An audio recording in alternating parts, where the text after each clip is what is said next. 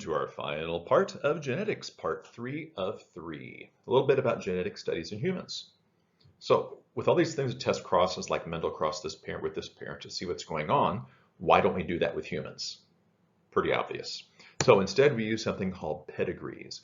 We can go backwards in time and see what traits were there compared to more recent generations. And you can see a little bit of background right there on pedigrees. For more information on pedigrees, there's some examples right there of what they might look like. If you don't understand those, I have a link right here to go to Khan Academy. He's got a good little section, a couple of videos, a good summary sheet. I want you to check that out. It's a little more complete than what the textbook is. And we'll have some pedigree work also to do pretty soon. Some human disorders, recessive disorders. Usually those that skip a generation. You hear about those kind of diseases. There are several there.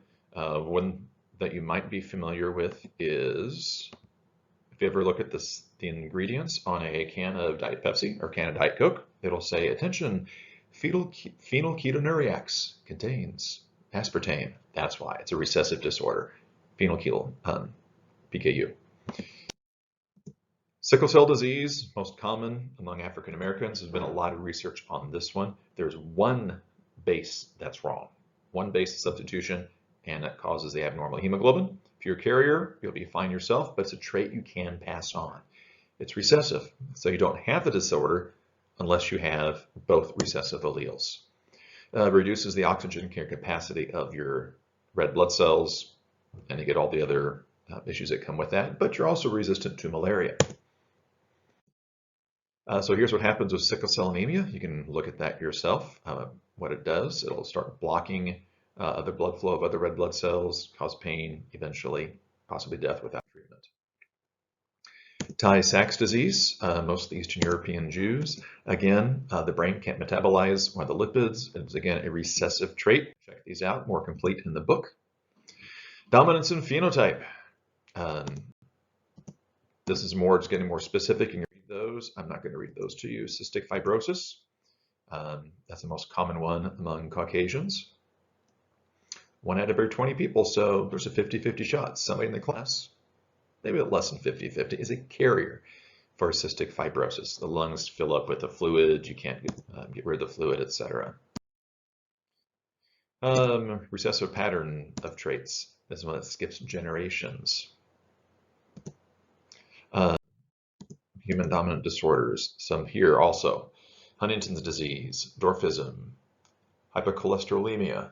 All right, those are some other types of disorders. You can check these out a little bit on yourself too, a little bit on your own. Patterns, if it's a dominant trait, it's going to be in every generation. It doesn't skip, because the reason some skip generations, they're recessive. They can be hidden or masked by the dominant trait. But if it's a dominant trait, everybody has it. And unfortunately, not everybody has it, it'll be in every generation. Unfortunately, the disease may not show its symptoms until after that person has had children, like Huntington's disease. You're usually not symptomatic until age 40 or 50. By the time then you've had kids, so you've passed on to future generations. But there is something we can do about that. We'll talk about that pretty soon. So example for dwarfism, it's a dominant trait. So here's your dominant allele. Now, will it absolutely go to every generation? No, it's possible that somebody could be normal. However, if this happens, then the trait is gone out of that family. It's not going to reappear in a later generation. It won't skip. It can stop, but it will not skip generations. This is what we can do if you think you might have Huntington's disease, genetic screening. Basically, if somebody thinks they might have the disorder or might be a carrier for it, they can be screened, and that will let them know, either for if you don't want to have kids for that reason, or for earlier treatment, maybe to abate some of the issues that you'd have later on. Newborn screening. It is state law, might even be federal law, to screen newborns, or even before they're born, to see if they have certain disorders. For example, the one I mentioned earlier, phenylketonuria. Basically, we'll check that and adjust the diet to make sure there's no phenylalanine in the diet, which help them develop normally. If they have it, it's still a good way to treat them. Yeah, it is a federal law. Okay, and there are several conditions that are tested. Those are listed in the textbook. multifactorial diseases, you have several things. Genetic and environment can cause issues. All right, so it's like, what causes heart disease, heart attacks? Is it all genetic? No. Does it run in families? Yes. Can it appear when there's no family? Yes. Lifestyle and genetics play a part. All of these things.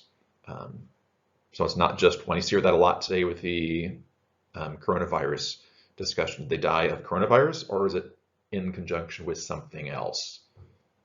All right, and that's just a hot issue. Genes and the environment. This is a cool part.